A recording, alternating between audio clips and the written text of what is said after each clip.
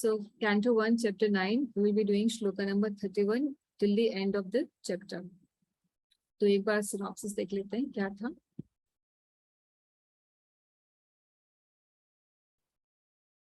तो पूरा अध्याय जो है भीष्म देव के देह त्याग के ऊपर है एंड हम पढ़ चुके हैं श्लोक 30 तक श्लोक पढ़ चुके हैं.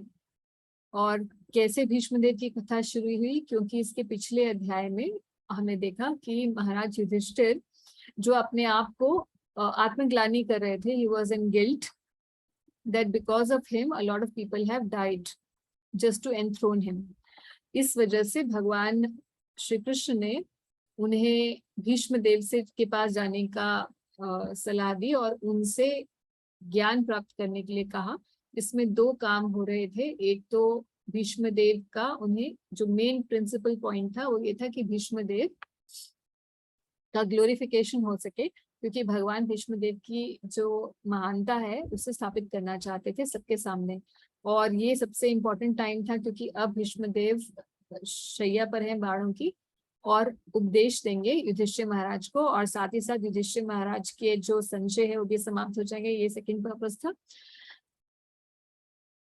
और पूरे ब्रह्मांड के जितने भी महान व्यक्ति हैं वो इंक्लूडिंग व्यास देव जी भी वहां आए हुए हैं और वो डिस्कोर्स सुन रहे हैं जो भीष्मदेव युधिष्ठिर जी को दे रहे हैं. और भीष्मदेव कैसे चाहते थे कि कृष्ण उनके सामने हो जब वो प्राण छोड़े. और हमने पिछले जो श्लोक थे 18 to 24 उसमें हमने देखा कि जब भीष्मदेव जी ने सबसे पहले उपदेश देने से पहले उन्होंने कृष्ण का ग्लोरिफिकेशन किया, उनका स्तुति गान किया कृष्ण का, और स्थापित किया कि कैसे कृष्ण जो है परम भगवान है. और उसके बाद फिर उन्होंने शांति पर्व में जो आता है, हमने पिछली बार देखा था वर्णाश्रम के बारे में बताया. चारों वर्णों और चारों आश्रमों की जो मेन प्रिंसिपल ड्यूटीज हैं वो उन्होंने बताई. राजधर्म बताया, स्त्री धर्म बताया, मोक्ष धर्म बताया. तो ये सारे जो इंस्ट्रक्शंस है उन्होंने युधिष्ठिर महाराज को दे दिए हैं.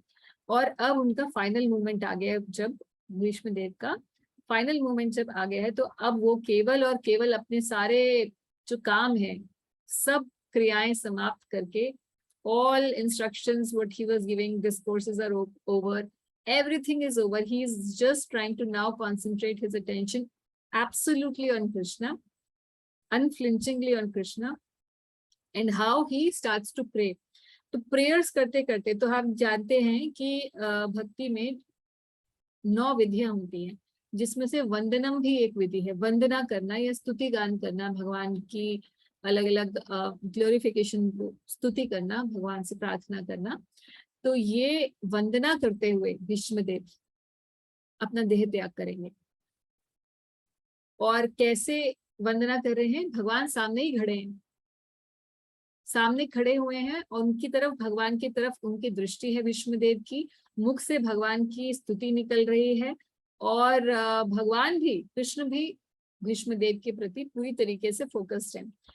और कैसी स्तुतियां होंगी आप देखेंगे. ये सब्जेक्ट मैटर रहेगा आज की क्लास का, फ्रॉम श्लोक number 31 till the end of the chapter.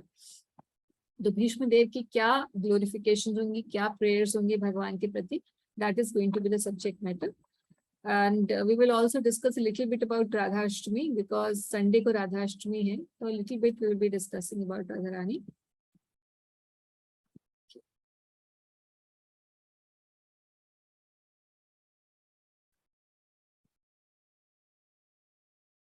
All right, तो हम चलते हैं श्लोक नंबर 31 पे.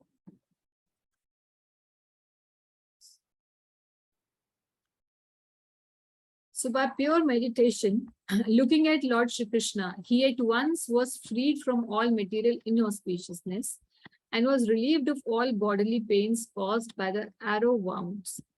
Thus all the external activities of his senses were at once stopped, and he prayed transcendently to the controller of all living beings while quitting his material body. तो देह त्याग कर रहे हैं और भगवान से स्तुति गान शुरू कर रहे हैं. और जैसे ही उन्होंने, क्योंकि पूरा समाधि में है, भगवान श्री कृष्ण पर एकाग्रचित हो रखे हैं भीष्मदेव, तो इसीलिए उनके शरीर से जब हमारा कोई संबंध होता है, जब हम अपने आप को शरीर से आइडेंटिफाई करते हैं, जब तक करते हैं तब तक हमारे को शरीर से रिलेटेड जो भी प्रॉब्लम्स है वो फील होती हैं। तो शायद एक बार पहले भी या एक दो बार हमने ये डिस्कस किया है कि अल्टीमेटली कौन दुख भोगता है, क्या आत्मा दुख भोगती है या शरीर दुख भोगता है। कोई भी दुख होता है हमें तो वो भोग कौन रहा होता है, क्या आत्मा भोग रही होती है। अगर हम बोलेंगे आत्मा शरीर को, आत्मा दुख भोग रही है, जो भी हमें शरीर में बीमारी होती है या मेंटल प्रॉब्लम्स होती हैं, तो ये दुख भोग कौन रहा है। शरीर तो नश्वर है, शरीर तो जड़ है। जड़ मतलब जड़ पदार्थों से बना है, जैसे कि ये कंप्यूटर है या ये लैपटॉप सामने रखा है या ये टेबल है। सो ये किससे है, ये पृथ्वी जल अग्नि वायु आकाश से बना हुआ है, चेतन नहीं है, इट्स इनर्ट मैटर। उसी तरीके से ये शरीर भी इनर्ट मैटर है। तो जब वो इनर्ट मैटर है तो वो तो दुख भोग ही नहीं सकता। ऑन द अदर हैंड वो ये बोले कि आत्मा दुख भोगती है, तो आत्मा को तो भगवान ने बताया कि अविचल है, विनाशी है और उसका शरीर से कोई लेना देना नहीं है, वो तो ट्रांसेंडेंटल है, सच्चिदानंद है।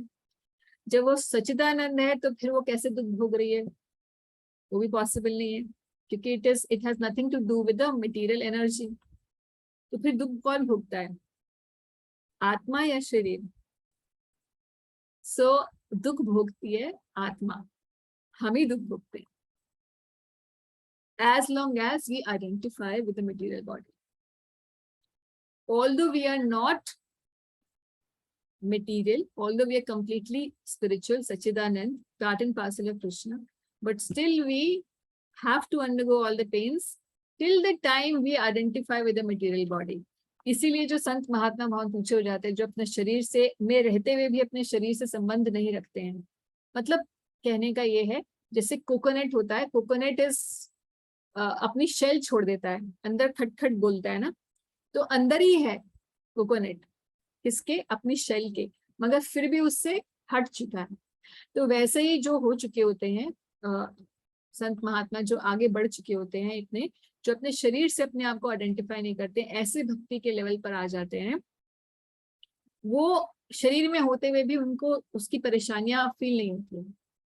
और ये ऐसे कैसे हो सकता है, जब वो भगवान पर अपने आप को केंद्रित कर लेते हैं, ये बुद्धि पूरी तरीके से अहम खत्म हो जाता है और अपने आप को पूरी तरीके से भगवान का सेवक के रूप में आइडेंटिफाई करते हैं। when they ask themselves who am I, then the answer is not I am Amrita and I live in North India and I'm from a Punjabi family or whatever. That's not the answer. When the answer is I'm servant of Krishna from the core of the heart, if that is the answer,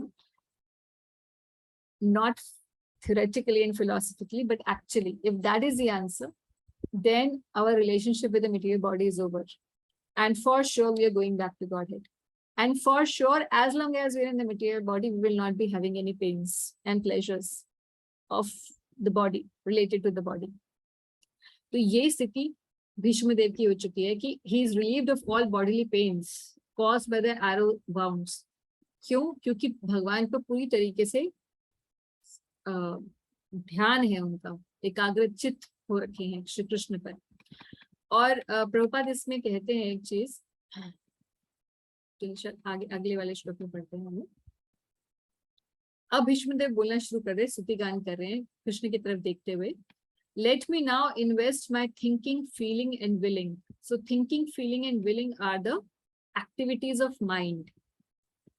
तो भीष्मदेव चाहते हैं कि उनका जो मन है वो इस आखिरी समय पर पूरी तरीके से भगवान में केंद्रित हो जाए, क्योंकि भीष्मदेव अब चाहते हैं देह को त्याग करना।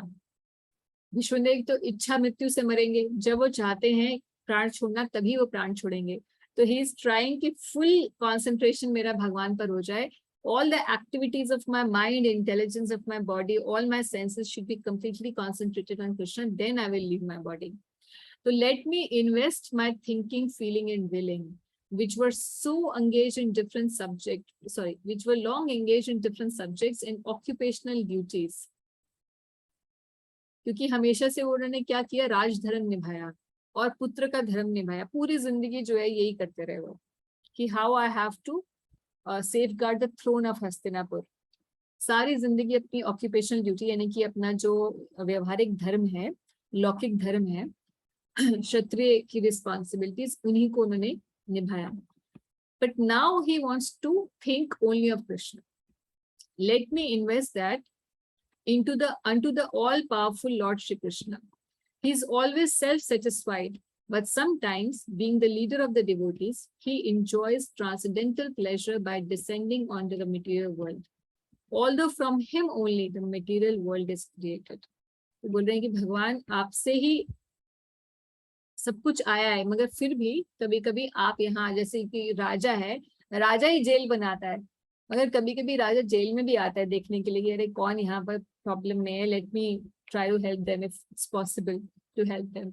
That is the situation of Krishna, that he comes in this material world to help those who are in need, and who are in need, who ask for help, only the devotees.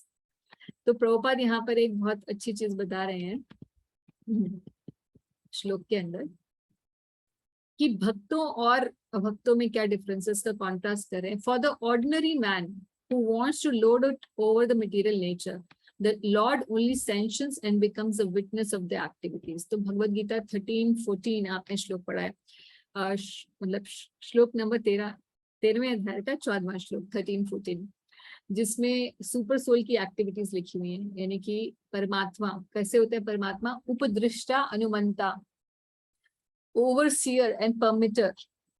I desire something and the super soul, according to my previous karmic balance, sanctions it. Yes or no? Am I entitled to this, what I desire, or I am not entitled? If I am entitled, it will be sanctioned. If I am not entitled, I will not be sanctioned that pleasure. So for everybody, that's how Krishna behaves with them, like a judge, like a witness of the activities. But he never gives the non-devotee instructions for going back to Godhead. So does he help us? On the contrary, हम में से हर किसी का experience है कि भगवान ने उनको कहीं ना कहीं, हम लोग खुद देख सकते हैं कि हम भक्ति में आए तो भगवान ने अंदर से प्रेरणा दी है. Isn't it? All of us have the experience. तो भगवान हमारे साथ डीलिंग अलग की है. Isn't it? That is the difference in dealing of the Lord to different living beings. So Prabhupada is saying that such instruction, हृदय में जो भगवान हृदय से ही बताते हैं कि नहीं ये करना चाहिए, भक्तों का संग करो. और कई बार हम नहीं करते हैं जब भक्ति, तो हमारे अंदर आत्मग्लानि भी आती है कि अरे मैंने आज जब अच्छे से नहीं किया, या मैं बहुत दिनों से भक्तों से नहीं मिला, मैंने मंदिर दर्शन नहीं किए, आज मैंने पूजा ढंग से नहीं की, my mind was wandering here and there when I was doing puja, or for so many days I did not read Srimad Bhagavatam. तो अंदर से ये कौन बता रहा है? भगवान प्रेरणा दे रहे हैं कि ये इंस्ट्रक्शन दे रहे हैं कि no, you should do it. So in Bhagavad Gita the lord himself ही says that he gives instructions from within the heart of a pure devotee who is constantly engaged in the service of the Lord. Such instruction is not given for material purpose, but only for the purpose of going back to Godhead. तो भगवान ये प्रेरणा नहीं देते कि चलो आप बड़ा सा बंगला बना लो, अब ये कर लो. These are not, Krishna doesn't direct the material desires of a living entity. He doesn't interfere in that. That's according to the karmic reaction. Whatever is happening, it will happen. But as far as the spiritual aspect is concerned of our life, Krishna helps a devotee from within.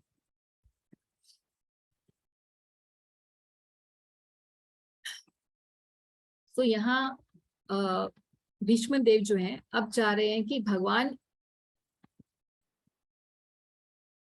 में उनका पूरी तरीके से चित्त जो है लग जाए. और क्या बता रहे हैं, अब यहाँ भीष्म देव रिवील करेंगे कि वो पार्थ सारथी फॉर्म को देखना चाहते हैं भगवान की, और उन्हीं पर ही मेडिटेट करना चाहते हैं. Shri Krishna is the intimate friend of Arjun. He has appeared on this earth in his transcendental body, which resembles the bluish color of the tamal tree. So आप में से कहिए ना, आप में से आप अगर वृंदावन नहीं है तो you don't know what is a tamal tree. Okay? वैसे हमारे राधा पार्वती मंदिर दिल्ली में भी एक तमाल ट्री है. It's a short heighted tree. हमारे वृंदावन मंदिर के अंदर में बिल्कुल राधा श्याम सुंदर के सामने एक ट्री है जो तमाल ट्री है. ये तमाल ट्री और it resembles the color of the tamal tree is very very deep in color. It's not like the normal wood color जैसे trees का होता है. एक बहुत bluish blackish color होता है तमाल ट्री का. very dark and deep color. And tamal tree is considered to be one of the most auspicious trees on the earth, क्योंकि बहुत सारे auspicious trees होते हैं जैसे तुलसी, बरगद, वट वृक्ष, ये सब हमारे हिंदू समाज में बड़े मान्यता होती है इन auspicious trees की. तो tamal tree resembles the color of Krishna and that's why it is worshipped as Krishna. तो तमाल के वर्ण का भगवान के जब अंगों का डिस्क्रिप्शन होता है तो बताया जाता है कि उनका अंग जो है, उनका जो कलर है, it is like that of a tamal tree. So bluish colour for tamal tree. So when you go to Vrindavan next, ask some devotee or Brajvasi to tell you which is the tamal tree, and there are many tamal trees in Braj. अगर आप गोवर्धन परिक्रमा पे जाएंगे तो हर थोड़ी थोड़ी दूर पर आपको तमाल ट्री दिखेंगे. His body attracts everyone in the three upper, middle, and lower planetary systems. May his glittering yellow dress and his lotus face covered with the paintings of sandalwood pulp be the object of my attraction, and may I not desire fruitive result. तो भगवान के जो असीम सौंदर्य है उसको, उस पर अपनी भगवान के जो श्याम सुंदर अद्भुत सौंदर्य का जो रूप है उसकी तरफ अपना अटेंशन कंसंट्रेट कर रहे हैं भीष्मदेव, और कह रहे हैं कि मे आई नॉट डिजायर फ्रूटिव रिजल्ट, कि ऐसा ना हो कि मैं कभी कुछ और मांग बैठूं. फ्रूटिव रिजल्ट्स क्या होते हैं? हम कोई भी भगवान से प्रार्थना करते हैं तो मन में कभी कभी आ जाता है कि अरे भगवान आज तो शनिवार है और मेरी 7:30 चल रही है, तो आज मैं भगवान आपको प्रार्थना कर रहा हूँ, आज जो पूजा कर रहा हूँ थोड़ा सा मुझे भी बचा लीजिएगा, इस समय से ही बचा लीजिएगा. So these are all fruitive results that we are asking from the Lord.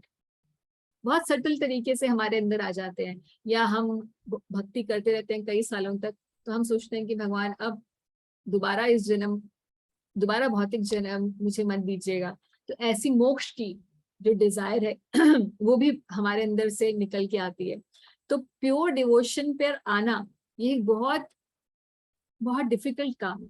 Even devotees के लिए भी डिफिकल्ट हो जाता है. ऑल्दो हमारे मोटिव क्लियर होता है, ऑल्दो हम फिलॉसफी में पढ़ते हैं कि हमें भगवान से कोई भी मटेरियल डिजायर नहीं करनी चाहिए, मगर फिर भी क्योंकि हमारे अंदर मटेरियल डिजायर्स होती हैं और हम एट वंस ही उनसे छुट्टी नहीं प्राप्त कर सकते. इनफैक्ट कई सालों तक भी हमारे अंदर मटेरियल डिजायर्स हो सकता है एक बार तो चली जाए, मगर मोक्ष की जो कामना है वो हमारे अंदर से जाना बहुत मुश्किल हो जाता है. इवन डिवोटीज के अंदर भी होती है. और कभी जब बोला जाता है कि क्या आप में मोक्ष की कामना, तो जनरली भक्त सोचते हैं कि नहीं, मेरे अंदर कोई मोक्ष की कामना नहीं है. मगर ऐसा नहीं होता है. बहुत ही सटल तरीके से हम ये चाहते होते हैं कि हम इतनी भक्ति कर रहे हैं उसके बाद भी हमें दूसरा जन्म मिलेगा. या कई बार भक्त लोग बोलते हैं कि अरे वो तो इतना अच्छा भक्त था, अगर उसे भी दूसरा जन्म मिलेगा तो फिर मेरा क्या होगा. क्योंकि सटल तरीके से हमारे अंदर ये डिजायर रहती है कि जो भी हमने भक्ति की उसका रिवॉर्ड मुझे क्या मिलने वाला है. तो हम रिवॉर्ड प्रेम की तरफ नहीं मांगते, हम रिवॉर्ड मोक्ष की तरफ डिजायर कर रहे होते हैं बहुत ही सटल तरीके से. So these subtle desires then fructify specially at the time of death. जब हम डरे हुए होते हैं, हमें लगता है भगवान बस दूसरा कोई जानवर का शरीर मत दे देना, ऐसी भी डिजायर्स आने लग जाती है कि मैंने इतनी भक्ति की, please if you are happy with my service at least don't give me an animal body, or at least keep me in a human body so that I can continue devotional service. And some devotees they desire higher planets. तो एक बार प्रभुपाद जी से किसी ने पूछा था कि आपके जितने भी डिसाइपल्स हैं क्या वो सब भगवत धाम जाएंगे. तो प्रभुपाद जी ने बोला कि नहीं, because most of them are not yet pure. Most likely they will become demigods. At best they will become demigods in heaven.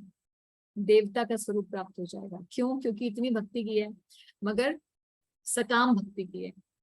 तो जो भक्ति करता है मगर सकाम भक्ति करता है उसका रिजल्ट क्या होता है, उसका नेक्स्ट डेस्टिनेशन क्या होता है कि तो भक्ति है, कृष्ण भक्ति की है, मगर सकाम भावनाएं थी साथ में, तो देव योनि प्राप्त होती है.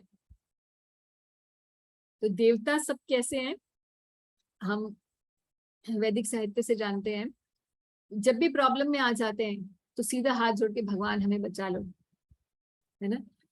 तो होते तो पुण्यवान लोग हैं, मगर उनकी अपनी अपनी तुष्टि के लिए बहुत सारी डिजायर्स होती हैं.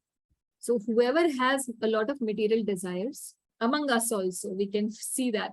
अपना आप को जज कर सकते हैं. अगर खूब सारी मटेरियल डिजायर्स हैं और भक्ति भी कर रहे हैं, तो most likely destination is going to be heaven, not out of the material world. And so what after the heaven, we'll enjoy in the heaven for some time, and after that what will happen? दोबारा से मृत्यु लोक में मानव शरीर. और उसके बाद कोई भक्त का संग मिलेगा कि नहीं मिलेगा, नो गारंटी. क्यों? क्योंकि जब देवता इस भौतिक जगत दोबारा से अर्थली प्लैनेट्स पर आते हैं, तो जनरली रिच फैमिलीज में, एरिस्टोक्रेटिक फैमिलीज में, 641-42 भगवद गीता बताती है कि एरिस्टोक्रेटिक एंड रिच फैमिलीज में उनका जन्म होता है. तो फिर बहुत मुश्किल हो जाता है. Another period of enjoyment on earth, and then another period of bewilderment, and we never know that we will be able to catch up the train back to Godhead again or not. इसीलिए सारा खेल जो है भगवान के धाम जाने में attitude का है. अगर हमारा एटीट्यूड पहले से ही क्लियर होगा, हमें पता होगा कि आगे मेरा क्या पिटफॉल हो सकता है, क्या मेरी ये डिजायर्स जो मैंने हृदय में रखी हुई है वो मुझे किस डेस्टिनेशन तक लेकर जा सकती है, उसके बाद क्या होने वाला है, उसके बाद क्या होने वाला है. You know, when you know the future outcomes, it's better we change our attitude right now. इसीलिए भीष्मदेव कह रहे हैं अपने मरने के समय पर जिसके सामने भगवान स्वयं आके खड़े हो जाए मरने के टाइम, वो भी ये बोल रहे हैं, मे आई नॉट डिजायर फ्रूटिव रिजल्ट्स. क्योंकि जीवात्मा का नेचर है वो अपने सबका टेस्ट होएगा. So in one of the there's this book called बृहद भागवतामृत, जिसमें गोप कुमार की कथा आती है. तो हर जब गोप कुमार इस धरा धाम से भगवत धाम तक जाते हैं, तो अलग अलग लोकों में होते हुए जाते हैं. तो अलग अलग लोकों के जो, और सात्विक लोकों में से होकर जाते हैं, यानी कि स्वर्ग लोक, जनलोक, महलोक, तपलोक, ज्ञान लोक, सत्यलोक, फिर उसके बाद वैकुंठ, इस तरीके से वो जाते हैं. और फिर वैकुंठ के बाद फिर वो भगवान राम के लोक साकेत नगरी जाते हैं, और उसके बाद फिर वो गोलोक पहुंचते हैं. इस प्रकार से आगे आगे जाते हैं. हर एक लोक में उन्हें स्टॉप करके अल्योर किया जाता है कि this is the best, what else do you want, everything is here, whatever a person can desire. So this kind of treatment is, one has to, each living entity will be given that kind of an opportunity. Do you want to stop here, or do you want to go back to Godhead? Do you want to stop here, or you want to go back to Godhead? So much of testing is awaiting us. Until and unless किसी जीवात्मा में actual में सेवा बुद्धि develop नहीं हो गई है भगवान के लिए, उसके लिए मृत्यु संसार से निकल पाना असंभव है. तो ये बात जानते हैं भीष्मदेव, इसीलिए वो कह रहे हैं कि अब मैं इस दुनिया के ग्लिटर से मैं अट्रैक्ट ना हूं. Let me be attracted to the beautiful transcendental body of Krishna. So Prabhupada starts the purport. He says, when Shri Krishna by his own internal pleasure appears on earth, he does so by the agency of his internal potency. तो प्रभुपाद जी के ग्रंथों में हर एक चीज है, और ये internal potency word आपने भगवत गीता में भी बहुत बार सुना होगा. एक श्लोक है 9वें अध्याय में भगवत गीता के कि महात्मा नामस्तु माम पार्थम देवीम प्रकृतिम आश्रितम्. महात्मा वो होते हैं जो मेरी देवी प्रकृति का आश्रय ग्रहण करते हैं. तो देवी प्रकृति के लिए प्रभुपाद वहां बोलते हैं internal potency. Those who submit to, who surrender to the internal potency of Krishna. ये इंटरनल पोटेंसी क्या होती है? इंटरनल पोटेंसी मतलब चित्त शक्ति. तो चित्त शक्ति, भगवान की चित्त शक्ति क्या है, इसके ऊपर हम लोग थोड़ा सा डिस्कस करेंगे. ये चित्त शक्ति के 3 विभाग है, या इंटरनल पोटेंसी जिसको कहते हैं, इसी को ही चित्त शक्ति कहते हैं, इसी को ही भगवान की आध्यात्मिक शक्ति कहते हैं, इंग्लिश में इंटरनल पोटेंसी कहते हैं, और भगवत गीता में इसे परा प्रकृति के नाम से भी संबोधित किया गया.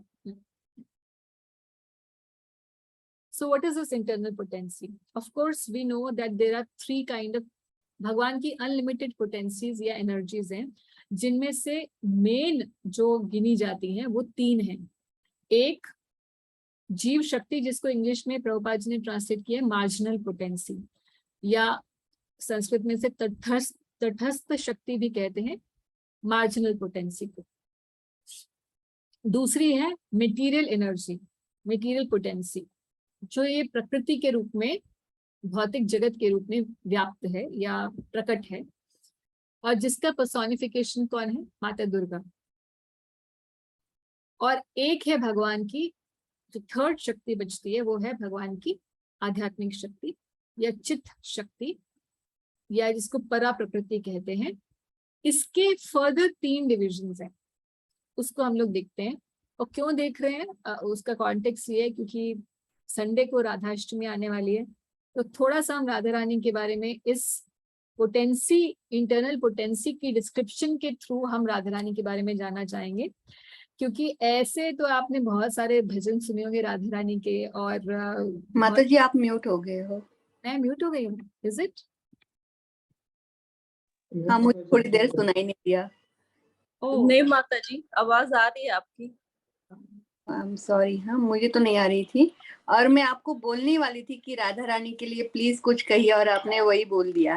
हरि बोल, हरि बोल। आपका मेरा तार हमेशा जुड़ा रहता है। Thank you.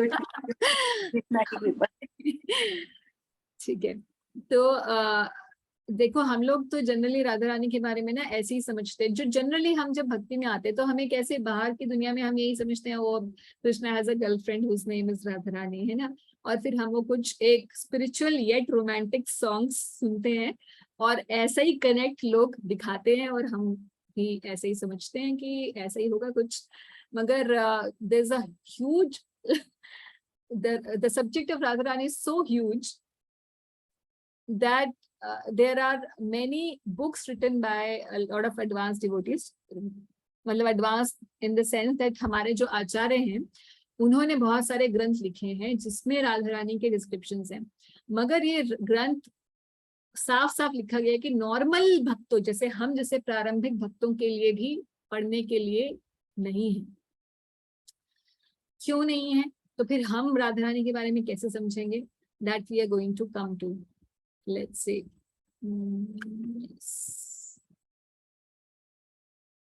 तो सबसे पहले तो ये इंटरनल पोटेंसी होती क्या है, इसके बारे में जानते हैं, है ना। तो ये स्पिरिचुअल एनर्जी है, परा प्रकृति है, इंटरनल पोटेंसी, चित्त शक्ति जिसको कहते हैं। और लिखना था, मैंने ऑफ लिख दिया, सॉरी। तो ये चित्त शक्ति क्या होती है? इसके तीन विभाग होते हैं। तो पहले तो हमने आपको बताया कि भगवान की अनलिमिटेड एनर्जीज में से तीन इंपॉर्टेंट होती हैं, marginal potency, spiritual potency and the material potency. अभी जो स्पिरिचुअल है उसमें भी फर्दर बाइफिकेशन है, कैसे है वो दिख रहे हैं हम लोग। तो एक है संवित शक्ति, एक सांधनी शक्ति, और एक हलादनी शक्ति। संवित शक्ति वो शक्ति है जिससे भगवान ऑल कॉग्निसेंट है, सब कुछ पता है भगवान को, और उसका पर्सोनिफिकेशन है Shri Yoga Maya Devi. Give me a second please.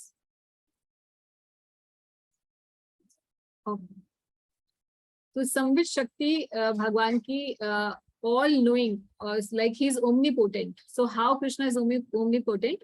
Because of one of his energies who is known as Shri Yog Maya. यही योग माया इस भौतिक जगत में महामाया के रूप में आती है, दुर्गा देवी के रूप में आती है। और हम जानते हैं जब कंस ने देवकी मैया के 8वें बच्चे को मारना चाहा, तो जैसे ही उसको पटका तो कौन प्रकट हो गए? माता दुर्गा प्रकट हुई। योग माया देवी, योग माया नहीं, महामाया देवी प्रकट हुई। यानी कि इसी योग माया का जब परिवर्तन इस भौतिक जगत के अंदर होता है, या कहें कि परिवर्तन नहीं होता, ये दोनों एस्पेक्ट्स हैं एक ही व्यक्ति के। तो श्री योग माया देवी जो है वही भौतिक जगत में दुर्गा के रूप में सबको होल्ड करके रखती हैं, और सबको भुला देती हैं कि आप कृष्ण से हमारा जो संबंध है वो हम भूल जाते हैं, इन माया की वजह से ही हम भूल जाते हैं। और स्पिरिचुअल वर्ल्ड में भी भक्त लोग गोलोक वृंदावन में स्पेसिफिकली टू सम बैकग्राउंड में उनको पता होता है कि Krishna is a spiritual, he is the supreme personality of godhead, but in the forefront, so that they can have a sweet dealings with Krishna, they forget that Krishna is the supreme Lord. Rather, they only remember that Krishna is either my son, he's my friend, or he's my like I'm a servant of Krishna. तो इस तरीके के जो sweet dealings है, क्योंकि अगर याद रहेगा कि कृष्ण ही भगवान है, तो कौन उनके जो बाल सखा है, तो उनकी भगवान के साथ कैसे नटखट लीलाएं होती हैं, तो वो हो नहीं पाएंगी। और भगवान को प्रेम का जो आदान प्रदान है नहीं मिलेगा, तो भगवान की प्रसन्नता के लिए योग माया देवी का ऐसा प्रभाव रहता है सभी भक्तों पर कि वो फोर फ्रंट में ये भूल जाते हैं कि कृष्ण भगवान है। तो योग माया के आगे फर्दर 13 डिविजन्स होते हैं, जो कि हम इस क्लास में बिल्कुल नहीं पढ़ने वाले, मगर इंफॉर्मेशन के लिए बता रही हूँ। जैसे सुभद्रा जी, जो जगन्नाथ बलदेव सुभद्रा जी हैं, तो जो सुभद्रा जी हैं, she is also one of the aspects of योग माया। सो दिस योग माया, wherever she appears as a sister of Krishna. जैसे माता Durga, she appears as a sister of Krishna. और सुभद्रा देवी, she appears as a sister of Krishna. तो ये योग माया जी personification है संवित potency का। अब आते हैं सांधनी पोटेंसी। सांधनी का मतलब है इटर्नल एग्जिस्टेंस। तो भगवान शाश्वत रूप से विद्यमान है, आदि अंत तक रहने वाले हैं। तो हम बोलते हैं ईश्वरा परमा कृष्णा सच्चिदानंद विग्रह अनादिर आदिर गोविंदा, मतलब जो हमेशा से थे और हमेशा रहने वाले हैं। अनादिर आदिर गोविंदा सर्व कारण कारण। तो ये अनादि काल तक भगवान रहेंगे और आदि काल से हैं, आदि पुरुष हैं भगवान, इटर्नल एग्जिस्टेंस है भगवान का। ये भगवान की another feature of Krishna's potency and that's called Sandhini. इसी सांधिनी एनर्जी से सारे स्पिरिचुअल वर्ल्ड मतलब स्पिरिचुअल वर्ल्ड तो एक ही है, मगर जितने भी उसमें करोड़ों वैकुंठ प्लैनेट्स हैं, तो सारे वैकुंठ प्लैनेट्स एंड गोलोक वृंदावन धाम, साकेत नगरी भगवान श्री राम का इटर्नल प्लेस, द्वारकापुरी, ये सभी जो है इनका जो अस्तित्व है ये सांधिनी पोटेंसी की वजह से ही है। सांधिनी पोटेंसी का ही एक्सपेंशन है ये सारे वैकुंठ प्लैनेट्स। भगवान के जितने भी पैराफिनेलिया मतलब जो भी चीज भगवान की सेवा में द्रव्य यूज होते हैं, वो भी सांधिनी एनर्जी का ही एक्सपेंशन होते हैं। इवन भगवान की जो शेष शैया है, जो शेष नाग के ऊपर भगवान वैकुंठ में निवास करते हैं विष्णु रूप में, तो वो शेष शैया भी जो आधार है वो सांधनी है। तो इस पूरे जो स्पिरिचुअल वर्ल्ड है उसका आधार सांधनी बनती है, और इसका पर्सोनिफिकेशन है श्री बलराम जी। और थर्ड पोटेंसी भगवान की है Hladini. Hladini is a bliss giving potency. Bliss is not happiness. हमने से कई लोगों ने तो ब्लिस एक्सपीरियंस नहीं किया है, तो इसलिए हमें पता नहीं गया कि हैप्पीनेस और ब्लिस में क्या फर्क है, मगर एटलीस्ट हम वर्ड से समझ सकते हैं कि ट्रांसेंडेंटल हैप्पीनेस, ऐसी खुशी जो कि भौतिक ना हो। आह्लादनी मतलब इंटेंस प्लेजर गिविंग पोटेंसी, ये आह्लादनी है। इसका इन सभी एनर्जीज का विकृत स्वरूप हम भौतिक जगत में भी देखते हैं। संवित शक्ति हम लोग कैसे देखते हैं इस भौतिक जगत में? News everywhere, thousands of news channels, everybody wants to know what's going on, and everybody wants to live forever, you know. So all the health experts are talking about how can we increase the longevity, कैसे हम ज्यादा लंबे समय तक जिए। क्यों? क्योंकि सबको पता है कि कभी तो मरना है, मगर इटर्नली हम सब चाहते हैं कि इटर्नली हमारी एग्जिस्टेंस हो, कभी मरना नहीं चाहिए। तो विकृत स्वरूप में हमें दिखाई देता है। और आह्लादनी, everybody is at every moment of our life we are seeking pleasure. आह्लादनी का जो विकृत स्वरूप है भौतिक जगत में प्लेजर, मटेरियल प्लेजर्स के रूप में दिखाई देता है, मगर अपनी जो स्पिरिचुअल फॉर्म है, in the original form, that pleasure giving या ब्लिस गिविंग पोटेंसी जो है भगवान की, वो है श्रीमती राधा रानी आह्लादनी ब्लिस गिविंग पोटेंसी, इसका मूर्तिमान स्वरूप है श्रीमती राधा रानी। तो ये श्रीमती राधा रानी का इंट्रोडक्शन है। अब जनरली इंट्रोडक्शन तो यही होता है कि कृष्णा की गर्लफ्रेंड है राधा रानी, मगर इतनी साइंस पीछे की पता नहीं होती है लोगों को। In fact to the extent Shrimati Radha Rani का जो नाम है इतना सेक्रेड है कि श्रीमद् भागवत के अंदर भी राधा रानी का नाम एग्जैक्टली नहीं लिया गया है, मगर राधा रानी के बारे में बहुत सारे श्लोक हैं। तो पीछे हमारी ग्रुप की एक गर्ल है फतेहजीत, उनका मुझे मैसेज आया था कि माता जी ये मैंने सुना है कि राधा रानी का नाम तो भागवत में कहीं है ही नहीं, और इसलिए लोग बोलते, रुक्मिणी जी का तो नाम है राधा भागवत के अंदर, मगर राधा रानी का नाम नहीं है, और ऐसा क्यों है? तो उसका एक रीजन जो आचार्य बताते हैं वो ये है, क्योंकि सुखदेव गोस्वामी को पूरी भागवत सुनानी थी 7 दिन तक। उनका प्रण था कि भाई भागवत पूरी सुनानी है महाराज परीक्षित को, ये उनका काम था। और राधा रानी के निजी शुक है, शुक मतलब parrot. So Radha Rani is a pet parrot, and that parrot when he came to the material world, in this world, he came as Shukdev Goswami.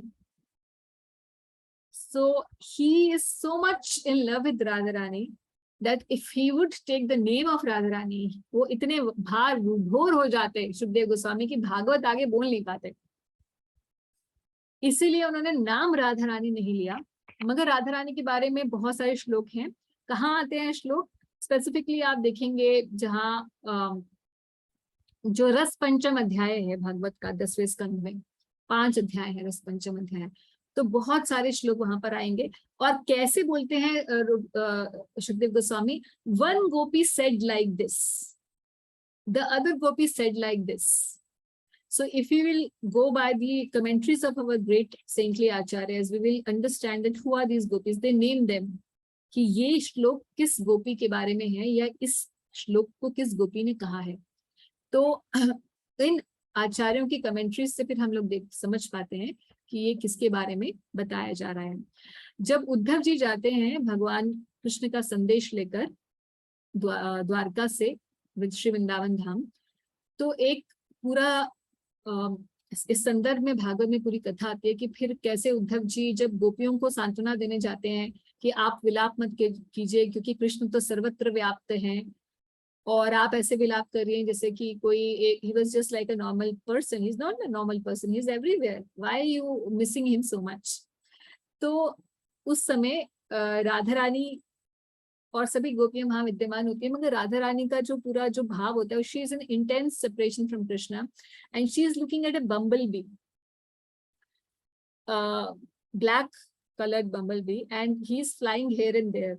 So in her complete state of almost mad, transcendental madness, she starts talking to this bee. इस पूरे गीत को भ्रमर गीत कहते हैं, जो भागवत के अंदर आता है 10वें स्कंद में, और पूरा गीत श्रीमती राधा रानी बोल रही है। मगर नाम ऐसे नहीं लेके सुखदेव गोस्वामी ने बोला कि राधा रानी फिर कहने लगी ये गीत, but he says one gopi started to say like this. So Radha Rani का नाम नहीं है, मगर राधा रानी का पूरा भाव, इंटेंस सेपरेशन का स्पेसिफिकली जो मूड है वो भागवत के अंदर बहुत जो गुह्य जो पोर्शन है उसमें दिया गया है। तो राधा रानी कौन है इसको तो हमने मेंशन कर दिया। अब हम राधा रानी के इस तत्व को कैसे जानते हैं, या अगर आप इस संदर्भ में और पढ़ना चाहते हैं कि who is Radha Rani, not the definition with people who do not know about Bhagavatam, who do not know about Krishna as from the parampara, अगर वो नहीं एक्चुअल जानना चाहते हैं तो चैतन्य चरितामृत खोल लीजिए। चैतन्य चरितामृत खोलेंगे तो अपने आप ही पहले ही उसका आदि लीला है, उसमें आपको पूरी आइडेंटिटी मिल जाएगी श्रीमती राधा रानी की। तो जैसे श्री कृष्ण सभी विष्णु अवतारों के स्रोत हैं, क्योंकि कृष्ण से पहले बलराम, बलराम से फिर आप जानते हैं ना नारायण, फिर आगे अलग अलग विष्णु अवतार, भगवान की लीला अवतार, पुरुष अवतार इत्यादि सब अवतार आते हैं। तो जैसे कृष्ण से सारे एक्सपेंशन विष्णु एक्सपेंशन होते हैं, उसी तरीके से श्रीमती राधा रानी is Sarva Lakshmi Mayi. From her, all the Lakshmis expand. Wherever Krishna descends, Radharani also descends as a female counterpart, as a consort of the Lord. तो अगर भगवान वैकुंठपति बनते हैं, श्री कृष्ण expands as वैकुंठपति, तो राधारानी expands as श्री लक्ष्मी. अगर Shri Krishna expands like in Dwarka, Shri Krishna expands like Dwarkadhish, Radharani expands into the several queens of Krishna, who are all expansions of Lakshmi. Whether it is Rukmini ji, whether it is Satyabhama, Jamvati, Vrinda, whoever, all the queens of Krishna, the principal 8 queens of Krishna, are expansions of the Lakshmi, who is being expanded from Srimati Radharani. तो इसीलिए जो question, ये second question आता है ना, why Radharani and Krishna are not married, जो कृष्ण के तत्व को और राधारानी के तत्व को जानता है, फिलोसफिकली जानता है, शास्त्रों से जानता है, परंपरा से जानता है, उसके दिमाग में ऐसे फालतू क्वेश्चन नहीं आते. क्यों? क्योंकि उन्हें पता है कि वही राधारानी है, वो कृष्णा के साथ completely all the time she is married as a married, in the married way they are living in Vaikuntha, and in the unmarried way they are living in Golok Vrindavan. They have a different rasa there. So different rasa मतलब अब तत्व की बात तो clear हो गई कि राधारानी और कृष्णा in the तत्व they are married. Why? Because energy is always with the energetic. ना मेरी एनर्जी, अगर मैं कुछ जानती हूँ, मेरी कोई नॉलेज है, वो knowledge is not different from me. It is integral part of my personality. Similarly Radharani being the potency of Krishna is not separate from Krishna. चैतन्य चरितामृत में कृष्णदास कविराज गोस्वामी श्लोक शुरुआत करते हैं, जब राधा रानी के तत्व के बारे में बात करते हैं, तो कहते हैं कि राधा और Krishna actually one person, but Krishna expands himself as Radhika and he becomes two, just to have pleasure. तो भगवान को भी अकेले तो कोई खुश नहीं रह सकता. So Krishna also expands his own energies and he interacts with his own energies in a way that's pleasing to him. So in the sense, Krishna and Radharani are one. There's no question of marriage or non-marriage. तो हम लोग ये question उठाते क्यों हैं marriage और non marriage का? क्यों? क्योंकि हम ये जो हमारी भौतिक बुद्धि है, उसमें हमारे जो मॉरल कोड्स हैं, हमारी जो मॉरल कोड्स हमारे मानव जाति के लिए भगवान ने दिए हैं, उसी को ही हम भगवान पे थोप देते हैं कि हमें तो बोल दिया शादी करो सबको, और खुद जो है शादी नहीं की. क्यों? हमने भगवान को अपने जैसा एक मनुष्य समझ लिया और हम उसी लाइन पर अब भगवान को जज करने लग गए कि now they should be married just like we are married, because this is not ethical for anyone to be in a relationship like this, like a boyfriend and girlfriend. It's not very ethical. So how is God so unethical? You understand? So this is the reason why Gaudiyas are completely clear. In terms of philosophy, we know that Krishna and Radharani are one and the same person. It's only the expansion of Krishna in his उनकी आलादनी शक्ति का ही मूर्तिमान स्वरूप श्रीमती राधा रानी. तो question of marriage और non marriage doesn't exist with Krishna.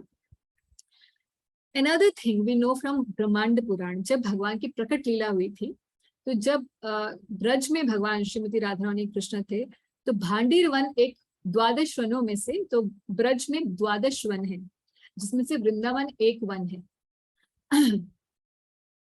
एक one है Bhandir one, जो जमुना जी की पूर्वी तरफ पर. भांडीर वन में अभी भी वो मंदिर है और वो स्थान है, और सब ब्रजवासी वहां जाके पूजा करते हैं, और सब ब्रजवासियों को पता है कि यहाँ पे राधा रानी और कृष्ण की मैरिज हुई थी. और किसने कन्यादान किया था? स्वयं ब्रह्मा जी ने आकर कन्यादान किया था. तो फिर ये बात को इतना ज्यादा उजागर क्यों नहीं किया गया? क्यों? क्योंकि भगवान ब्रज में एक अलग रस का आनंद उठाना चाहते हैं. अब ये रस का आनंद भगवान क्यों उठाना चाहते हैं, हम कैसे समझें? बहुत ही हम हम लोग वो समझ नहीं सकते because it is transcendental subject matter, मगर हम अपनी लौकिक बुद्धि से समझने का प्रयास करें तो everybody likes to be in a more free relationship, right? We find more pleasure in a free relationship than a relationship which is bound by the norms of the society. So if I have a boyfriend, I would like that rather than having a husband, because having a husband comes with a lot of baggage. It's not a free relationship, right? So people value those kind of relationship, and there's, you can say, more there's something fancy. There's a fanciness related to this kind of aspect of relationship, right? So how is all this coming? हम खुद भी समझ सकते हैं कि ये एक अलग रस है, और marital relationship is a different kind of relationship. It has its limits, but a free relationship doesn't have it's limits. So that's why Krishna wants to enjoy that kind of relationship. That's why the whole Golok is designed in a way that everybody is loving Krishna in a free relationship. For example, same thing goes with Nand Baba and Yashoda Maiya. क्योंकि भगवान appear हुए देवकी के पुत्र के रूप में, मगर प्यार ज्यादा कौन कर रहा है, या रिलेशनशिप ज्यादा किसके साथ है? Foster father and foster mother के साथ. यानी कि नंद और यशोदा के साथ ज्यादा प्रेम है, ज्यादा प्रगाढ़ प्रेम है, ज्यादा मधुर प्रेम है देवकी और वसुदेव से ज्यादा. भगवान का मैरिटल रिलेशनशिप रुक्मिणी जी के साथ है, मगर ज्यादा इंटीमेट रिलेशनशिप किसके साथ है? गोपियों के साथ. सो आप समझ रहे हैं, जहां पर बंधन यह स्वाभाविक नहीं है, क्यों नहीं? when you are in a relationship, like in a marital relation, you have to love your spouse, but when you are in a free relationship, it's not necessary. You're not bound to love the other person. It has to be spontaneous. It is more sweet. Similarly, नंद यशोदा जी को पता है कि भाई ये हमारा पुत्र नहीं है. अब मेरा बेटा हो तो भाई मुझे पता है कि मुझे इसको प्यार करना ही पड़ेगा, because he is my son after all. मगर मेरा बेटा ना होते हुए भी मैं प्यार करूं, then it is more sweet. So क्योंकि गोलोक ब्रज का जो मूड है वो स्वीटनेस का मूड है, ऐश्वर्य का मूड नहीं है, और मर्यादा का मूड नहीं है, जो कि वैकुंठ में होता है, ऐश्वर्य और मर्यादा. ब्रज में भगवान फ्री स्पिरिटेड रहना चाहते हैं. सो ब्रज धाम में जो पूरी उसकी डिजाइन है वो इस तरीके से है कि मधुरता भगवान एक्सपीरियंस कर सके. इसीलिए although Radha and Krishna were married in Gandhidvan, this matter was never reported to the Brajvasis. So Radharani got married to whom? Radharani got married to a person called Abhimanyu,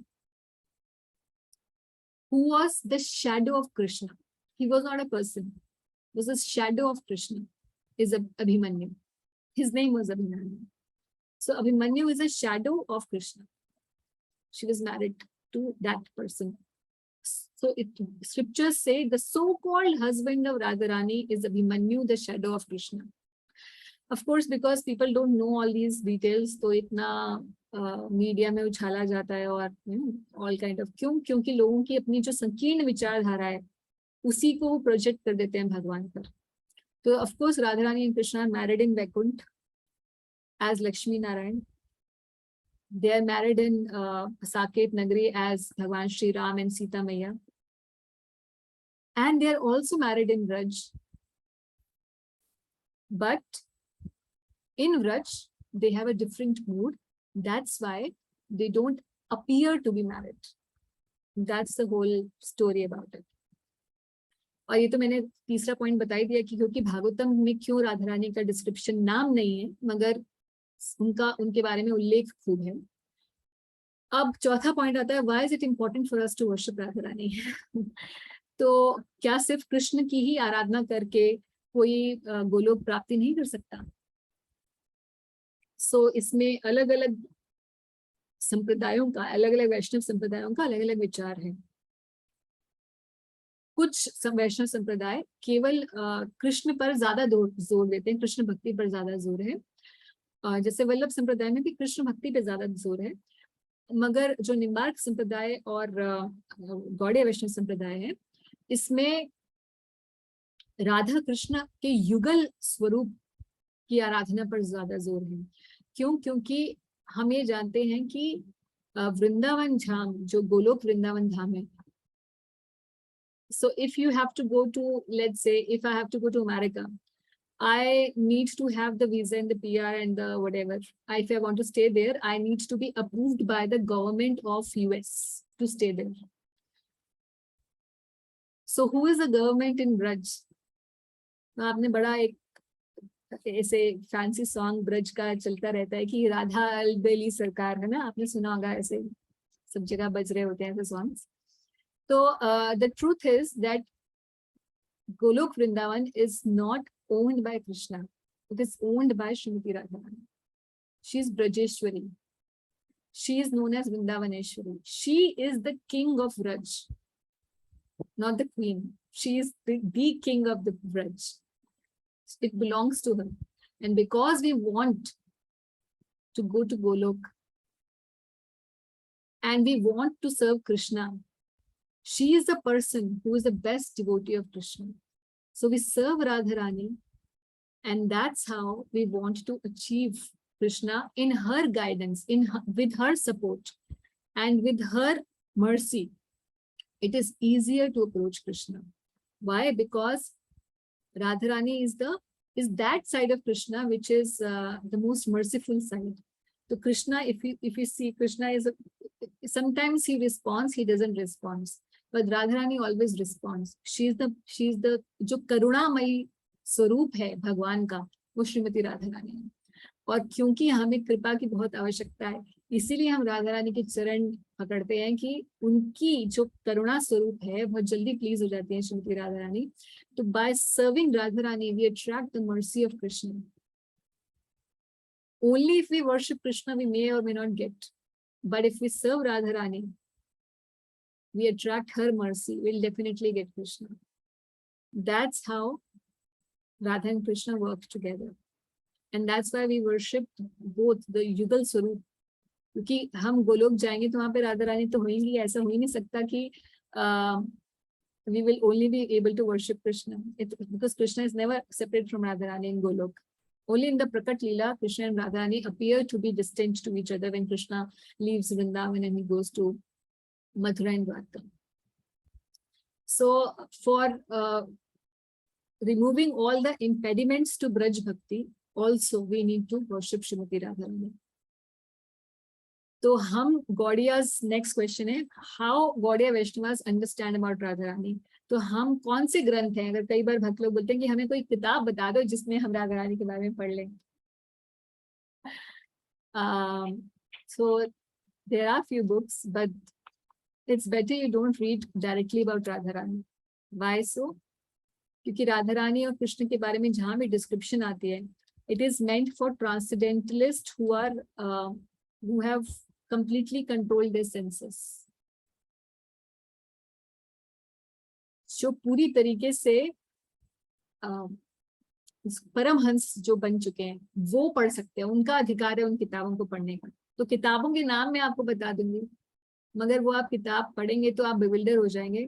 और क्यों हो जाएंगे? क्योंकि अभी हमारी सेंसेस कंट्रोल में नहीं है, तो हमारे दिमाग में वही सब घूमेगा जो हिंदी फिल्म में हमने देखा है, when we will be reading all those things. तो प्रभुपाद का एक बड़ा फेमस कोट है जिसमें प्रभुपाद कह रहे हैं, ऑल्दो भागवत के अंदर ये बताया गया है कि whoever reads about जो भगवान ने गोपियों के वस्त्र हरण लीलाएं, उस जो ऋष पंचम अध्याय में है, तो वहां सुखदेव गोस्वामी कहते हैं कि जो भी इसको पढ़ेगा उसके हृदय से मेटीरियल जो लस्ट है वो खत्म हो जाएगा। तो कई भक्तों ने उसको पढ़ते गए तो वो तो और बिल्डर होने लग गए कि ये कैसे भगवान है जो स्त्रियों के वस्त्र हरण कर रहे हैं। तो उन्होंने प्रभुपाद जी से बोले कि प्रभुपाद जी यहाँ लिखा तो भागवतम में है, मगर हमारे साथ वो उल्टा रहा है। तो प्रभुपाद जी ने बोला, don't be so stupid, you are not at the position, if by reading Krishna's any pastime of Krishna, Radharani, if you are feeling bewildered, immediately stop, learn about the opulences of Krishna first. तो भगवान के तत्व को पढ़ना ज्यादा important है, राधारानी के तत्व को पढ़ना ज्यादा इंपॉर्टेंट है हमारी स्टेज पर, इससे पहले कि हम रस पर पहुंच जाए। तो रस के लिए रसिक भक्त बनना पड़ता है, तब रस विचार हमें प्राप्त होता है और तब रसिक ग्रंथों पर हमारा अधिकार होता है पढ़ने का। जब तक हम रसिक भक्त नहीं बने, पहले तो हम सुबह उठें, 16 माला करें, रोज नित्य प्रति भगवान की सेवा पूजा करें, भागवत श्रवण करें, अपने आप को प्योर करें, इस लायक बनाएं कि हम रसिक ग्रंथों को पढ़ने के की अभिलाषा तो हमें है, मगर हम उसके लायक बने। First deserve then desire, as a say. तो गौड़ियास हम फिर कैसे राधा रानी के तत्वों को समझते हैं, उनको समझने के लिए चैतन्य चरितामृत है। तो श्री चैतन्य महाप्रभु का अवतार इसीलिए है कि राधा रानी की महिमा की स्थापना हो सके, मगर इस तरीके से हो सके कि लोग उन्हें एज अ फीमेल फिगर ना देखकर मतलब एक गलत दिशा में उनका दिमाग ना जाए। तो इसीलिए श्री चैतन्य महाप्रभु यानी कि कृष्ण ने स्वयं राधा रानी का भाव अंगीकार किया और उस भाव को प्रकट किया कि what is like, so if I am guys as a man, let's say, and but my personality remains the same, so if you deal with me you will still know what kind of person I am. That is how Shri Chaitanya Mahaprabhu presented Radharani. It's Krishna, but the whole character he's displaying is that of Radharani. The inner mood of Radharani he is displaying, her activities, her consciousness, her attitudes towards Krishna, how she wants to serve Krishna. All that is in the personality of Sri Chaitanya Mahaprabhu. So by reading Chaitanya Charitamrita, by understanding Sri Chaitanya Mahaprabhu and by serving Sri Chaitanya Mahaprabhu, we actually serve Radharani. We understand the innermost self of Radharani, her attitude towards Krishna, how she likes to serve Krishna. All that about Radharani is there if we can approach Chaitanya Charitamrita. But of course, one has to understand that it is not in a way that we would be bewildered. तो राधा रानी के ही बारे में अगर कोई चलता है, पढ़ने में जाता है, तो bewilder होने का पूरा चांस है उसमें। मगर जब वो इस रूट से जाता है, श्री चैतन्य महाप्रभु के द्वारा राधा रानी को समझता है, तो bewilder नहीं होगा, कृष्ण भक्ति में और सुदृढ़ हो जाएगा। इसीलिए ये जो संप्रदाय है, गौड़ीय वैष्णव संप्रदाय, ये बहुत ब्लेस्ड है because of the presence of Radharani and Shri Chaitanya Mahaprabhu in this sampradaya. Okay, so how do we celebrate Radha Ashtami? तो परसों राधा अष्टमी है, उस दिन साल में एक ही दिन होता है जिस दिन राधा रानी के चरण दर्शन होते हैं। तो राधा रानी अपने चरण किसी को नहीं दिखाती, इवन कृष्णा को भी नहीं दिखाती। So sometimes, you know, there are beautiful pastimes where Krishna wants to see the lotus feet of Radharani, so he has to do some prank, you know. तो कभी रास्ते में पानी उड़ेल देंगे ताकि राधा रानी को अपने, you know, how the girls they pick up their skirts a little bit when they have to walk on a muddy place. So these kind of beautiful rasic pastimes are there. Even Krishna longs to see the beautiful lotus feet of Radharani, so they are visible to all devotees for darshan on Radhashtami day. तो राधाष्टमी पे आपके आसपास जो भी मंदिर हो, ISKCON temple, वहां आप जाइए तो राधा रानी के चरण दर्शन करिए। और उस दिन फास्टिंग होती है, शक्ति तत्व पर हमेशा हाफ डे की फास्टिंग होती है, यानी कि टिल नून, तो 12 या 1 जो भी समझिए आप, 1 बजे तक उपवास रहेगा। उसके बाद नॉर्मल अन्न प्रसाद रहेगा, नॉर्मल प्रसाद, अन्न प्रसाद रहेगा। तो ये तो फास्टिंग का रूल हो गया। और chant more and more, what you can do is this Radha Sahasranama. If any of you would like to chant, you can see online, आपको मिल जाएगा राधा सहस्त्रनाम। तो आप वो राधा सहस्त्रनाम भी जप कर सकते हैं, कई भक्त लोग करते हैं। एक राधा कृपा कटाक्ष करके एक बहुत सुंदर राधा रानी की महिमा के ऊपर एक बहुत अच्छा, you can say prayer song, इसको स्तव राज कहा जाता है, स्तवों का राजा, prayers, the king of prayers, Stava Raj, जो कि शिवजी ने लिखा है in the glories of Radharani. इसको कहते हैं राधा कृपा कटाक्ष, the merciful sidelong glance of Srimati Radharani.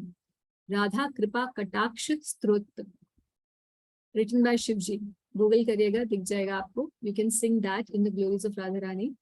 and read Chaitanya Charitamrita Adi Leela. I will send the specific portion, उसका लिंक मैं भेज दूंगी ताकि आप वेदाबेस पर देखकर पढ़ सकें. So read about Radharani's Tattva, chant some stutis, have darshan of Radharani, pray to Radharani, and do fasting on that day, half day. Beg for the mercy of Radharani so that we can advance in devotional service. Okay, so that was about the detail of the word internal potency. We were reading from Srimad Bhagavatam. Any questions here? Otherwise, we'll go back to Bhishma Dev.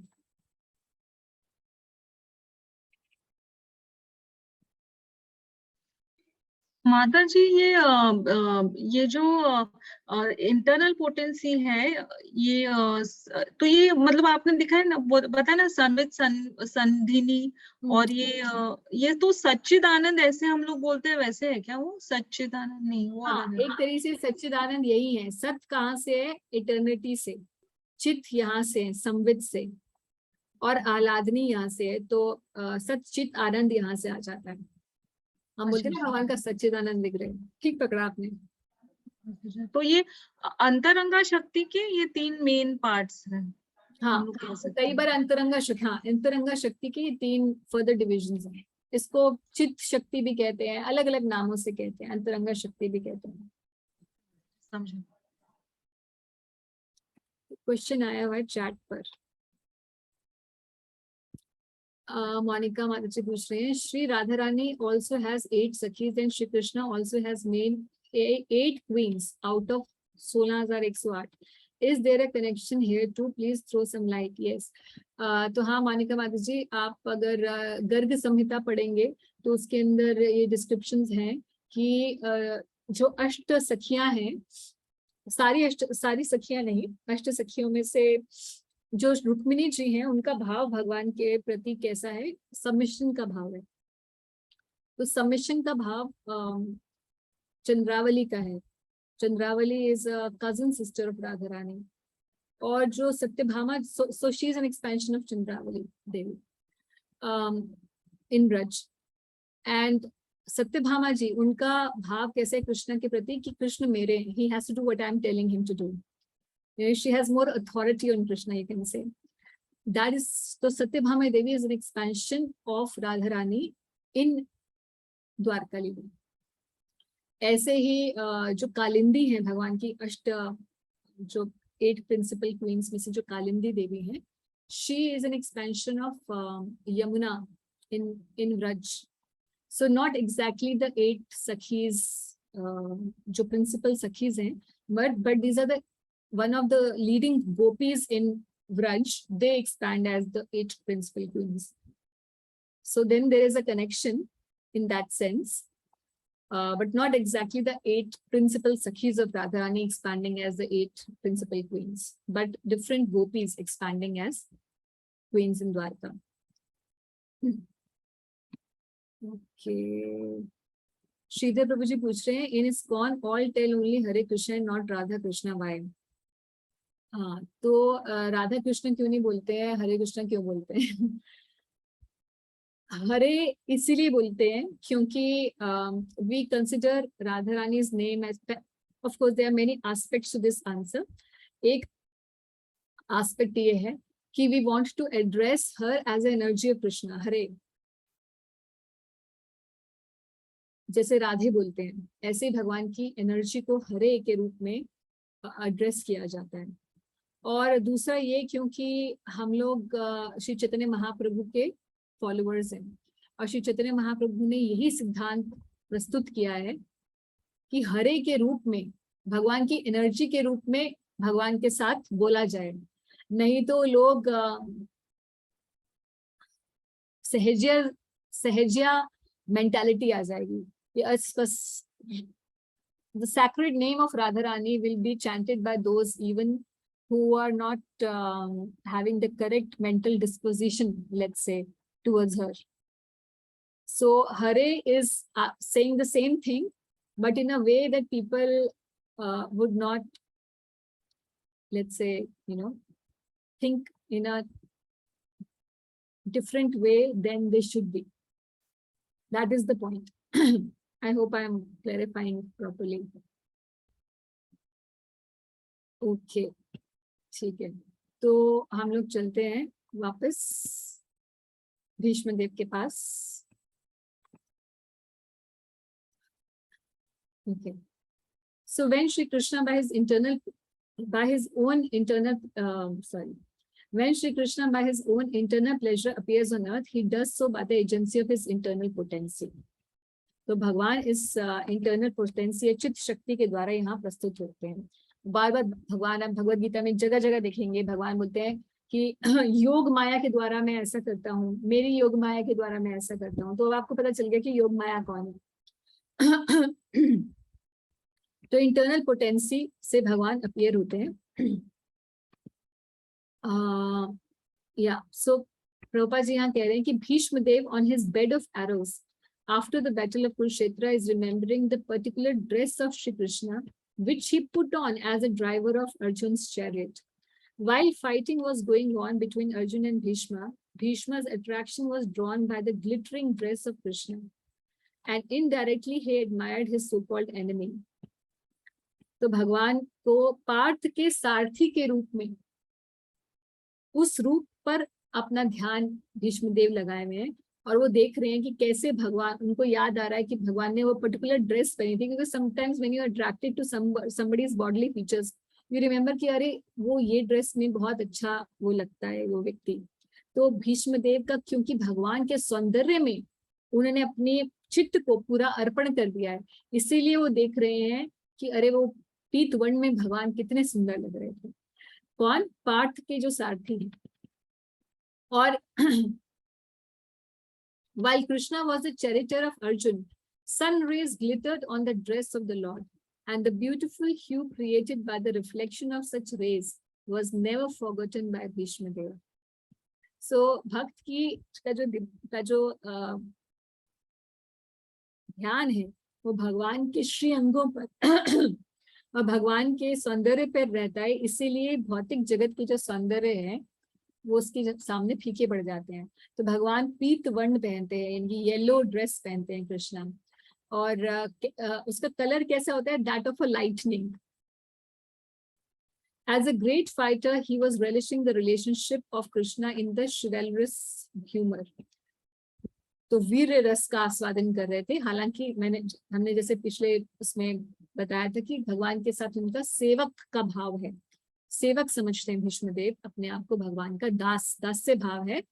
तो दास्य रति प्रधान रति है भीष्म देव की, और जो secondary रस है वो है शिवल रस, वीर रस। प्रभुपाद कह रहे हैं कि transcendental relationship with Lord in any of the different rasas is relishable by the respective devotee in the highest ecstasy. तो कभी ये बोले कोई भगवान के से जो गोपियों का जो आदान प्रदान है ये ज्यादा अच्छा लग रहा है, ये ज्यादा अट्रैक्टिव रस है, मगर दास रस में क्या आदान प्रदान होगा, वो तो उतना ज्यादा अट्रैक्टिव नहीं है। मगर ऐसा नहीं है, जो जिस रिलेशनशिप में होता है भगवान के साथ, जिस भी रति में होता है, उसके लिए वही रिलेशनशिप सबसे ज्यादा रिलेशेबल और नेचुरल होता है। तो हम इन रिलेशनशिप्स को अपने ऊपर इम्पोज नहीं कर सकते हैं। Already these relationships are established. A living entity has a relationship with Krishna, eternal relationship with Krishna. So when we go back to Godhead, we are reinstated, let's say, in the same relationship in which we were before we came to the material world. Prabhupada says here that less intelligent mundaners who want to make a show of being transcendently related with the Lord artificially jump at once to the relationship of conjugal love, imitating the damsels of Rajtham. तो ऐसे देखा है हमने, बहुत होते हैं ना, इतने सहजिया हैं। वृंदावन में भी बहुत सारे सहजिया ग्रुप्स हैं, बहुत सारे, जिसमें केवल वो राधा रानी का नाम लेंगे, दिखने में लगेगा कि अरे बड़े राधा भक्त हैं, मगर मन में विचार होगा कि हम भी क्या है, हम भी राधा रानी बन जाएंगे एक दिन, या हम भी गोपी बनेंगे, ऐसा ही भाव होगा बस। तो एक्चुअली में ये भी मायावाद है। Nobody can be Radha Rani as nobody can be Krishna. So if we think that one day I will become Krishna, or I will become Radharani, or I will become Nand or Yashoda, and that is also Mayavad. because every living entity has a unique identity with Krishna. We cannot be somebody else. We cannot lose our identity and be somebody else.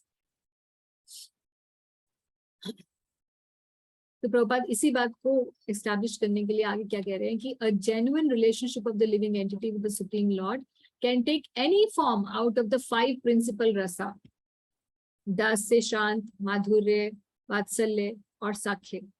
Any of the 5 principal rasas, and it does not make any difference in the transcendental degree to the genuine devotee.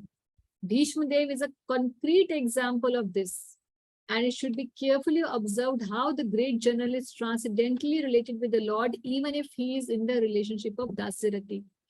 भगवान का उनके साथ जो आदान प्रदान है वो कहीं कम नहीं हो रहा कि हाँ जी गोपियों के साथ बहुत आदान प्रदान है भगवान का, मगर अपने दास्य रति वाले भक्तों के साथ कम है, ऐसा बिल्कुल नहीं है. Each and every devotee is equally important for Krishna.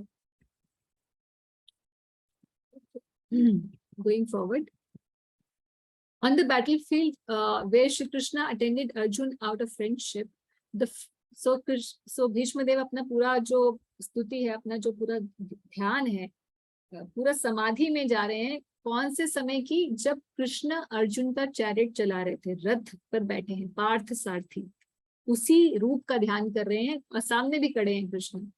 He's saying on the battlefield the flowing hairs of Lord Krishna turned ashen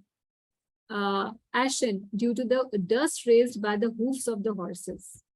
तो मिट्टी उड़ती है ना तो बालों पे बैठ जाती है, तो उनको याद आ रहा है कि भगवान के केश जो हैं, भगवान के घुंघराले केश हैं, और कैसे वो सारा डस्ट कुरुक्षेत्र के युद्ध भूमि में उनके ऊपर, उनके ब्यूटीफुल हेयर्स के ऊपर है, और उनके how his hairs are flowing in air. Isn't it a very romantic description of Krishna? Just imagine, this is a person in Dasyarati. He is a person who has remained a Nashtik brahmachari all through his life. At the end of the life, when he is leaving his body, he is so romantically describing the beauty of Krishna. Isn't it a little contrary to his personality? But now he's not in the personality of being a Nashtik brahmachari, the Bhishma Dev. He's identifying himself as, I'm a servant of Krishna. And that is the mentality in which he's seeped in. And because of his labor, beads of sweat wetted his face. All these decorations, intensified by the wounds dealt by my sharp arrows, were enjoyed by him. तो भगवान को बड़ा अच्छा लग रहा था, क्योंकि भगवान जब भीष्म देव अर्जुन के साथ युद्ध कर रहे थे, कृष्ण के साथ तो नहीं कर रहे थे, मगर वो ऐसे तीर छोड़ रहे थे कि कृष्ण को इधर उधर होना पड़ रहा था कि यहाँ से भी आ रहा है, यहाँ से भी आ रहा है. So basically Bhishma Dev was trying to, उनका पूरा ये था, शक्ति लगा दी भीष्म देव ने कि किसी तरीके से कृष्ण जो है अपना प्रॉमिस तोड़ दें और किसी ना किसी तरीके से मेरे साथ युद्ध करें. सो भीष्म देव ये चाहते थे कि I want to have a sporting, like, because he was a warrior, Krishna is also a warrior, so he wants to fight with Krishna just like two friends want to fight with each other sometimes, and they have pleasure in that. So he's saying that intensified by the wounds dealt by my sharp arrows were enjoyed by him. Whom? Krishna. So Krishna really liked that उनको जो बाण लग रहे थे भीष्मदेव से. तो अभी दिखने में कैसा है? There is an apparent enmity between a devotee and Krishna, na? Bhishmadev and Krishna. There is an apparent enmity, but they are actually completely in love with each other. Bhishmadev and Krishna. So this is a very, इसी को कहते हैं रस. तो ये भागवत जो है रस शास्त्र है. तो इस रस को समझना बहुत ही मुश्किल है. हम नहीं समझ सकते. हम तो अभी उस लेवल पर समझ सकते हैं जब हम अपने फ्रेंड्स के साथ ऐसे कभी स्पोर्टिंग करते हैं, है ना. ये two friends are fighting and then they enjoy that fight. Through that example, we can understand how the dealings of rasa between a devotee and Krishna can be on a transcendental plane. Let my mind thus go unto Shri Krishna.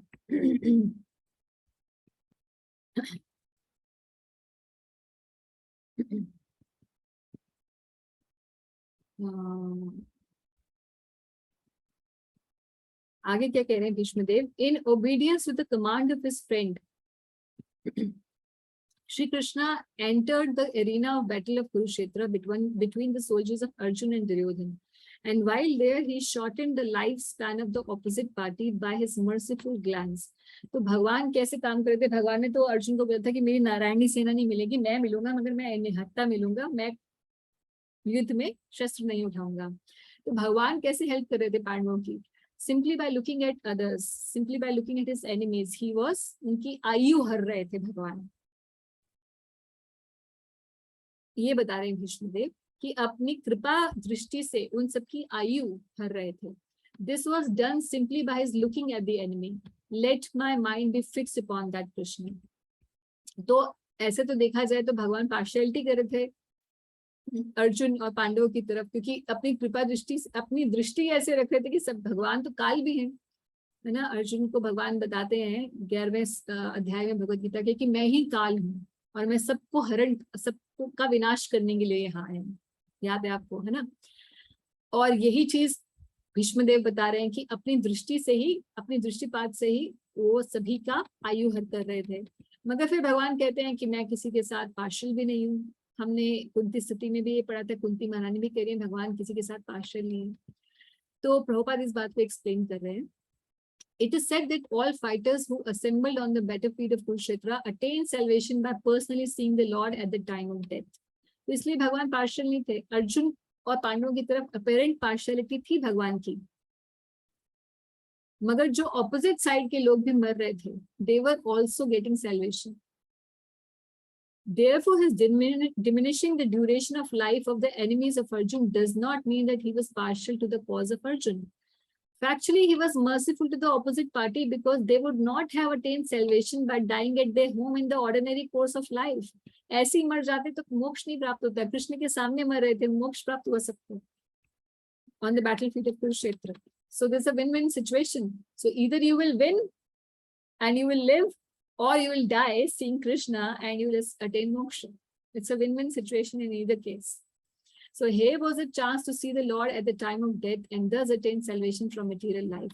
Therefore, the Lord is all good, and whatever he does is good for everyone, is for everyone's good. तो भगवान हमेशा मंगल प्रदान करने वाले हैं, हमेशा मंगलमय हैं। ऐसा ही नहीं कि अभक्तों के लिए भी भगवान मंगलमय है। तो कंस का भगवान ने वध किया तो कंस को सैल्वेशन मिला, मोक्ष प्राप्ति हुई, क्योंकि भगवान के हाथों से मरा। दंत वक्र शिशुपाल, भगवान ने पूतना का वध किया। जिस भी असुर का भगवान वध करते हैं सो मोक्ष की प्राप्ति होती है। तो भगवान कैसे किस असुरों के लिए भी मंगलमय होते हैं, तो जो भक्त हम प्रयास कर रहे हैं भगवान को प्राप्त करने का, उनके लिए कैसे मंगलमय नहीं होंगे। तो इसीलिए Krishna is never partial, he is always all auspicious. That is the definition of God. When Arjun was seemingly polluted by ignorance upon observing the soldiers and commanders before him on the battlefield, the Lord eradicated his ignorance by delivering transcendental knowledge. तो अब भीष्मदेव याद कर रहे हैं कि भगवान ने कैसे अर्जुन को गीता का संदेश दिया था। May his lotus feet always remain the object of my attraction. तो हमारे भी भगवान से ऐसी प्रार्थना होनी चाहिए कि भगवान के आपके चरणों में ही मेरा ध्यान रहे, आपके चरण ही मेरा गंतव्य स्थान बने, मेरी मति आपके चरणों में हमेशा लगी रहे। तो अंत समय की जो प्रार्थनाएं हैं भीष्मदेव की, बहुत ही अच्छी स्तुतियां हैं। हमारी भी ऐसी स्तुति होनी चाहिए, भगवान के रूप में ध्यान हो, भगवान के चरणों में हमारी मति हो। ऐसे अगर हम अपना जीवन के अंत समय में रह सकेंगे तो प्रभुपाद कहते हैं this is a glorious death. आगे के श्लोक पढ़ते हैं। जस्ट आज 5-7 मिनट थोड़ा ज्यादा लेंगे just to complete this chapter. Fulfilling my desire and sacrificing his own promise, he got down from the chariot. तो भीष्मदेव को याद आ रहा है कि मेरे वचन रखने के लिए भगवान ने अपने वचन तोड़ दिए। तो अर्जुन को भगवान ने वचन दिया था, सभी को वचन था कि भगवान शस्त्र नहीं उठाएंगे, मगर क्योंकि भीष्मदेव ने वचन लिया था कि मैं उनसे शस्त्र उठवा के रहूंगा, तो भगवान के पास अब दुविधा थी, धर्म संकट, या तो अपने वचन पर टिके रहे या अपने शुद्ध भक्त के वचन की पूर्ति करें। तो उन दोनों में से भगवान क्योंकि स्वराट है, भगवान को कोई आरोप लगा सकता है कि ये तो अपने ही वचन को तोड़ देते हैं, तो भगवान ने बोला कोई बात नहीं, let people say whatever they want to say, मेरा वचन टूट जाए कोई बात नहीं, मगर मेरे भक्त का वचन नहीं टूटना चाहिए।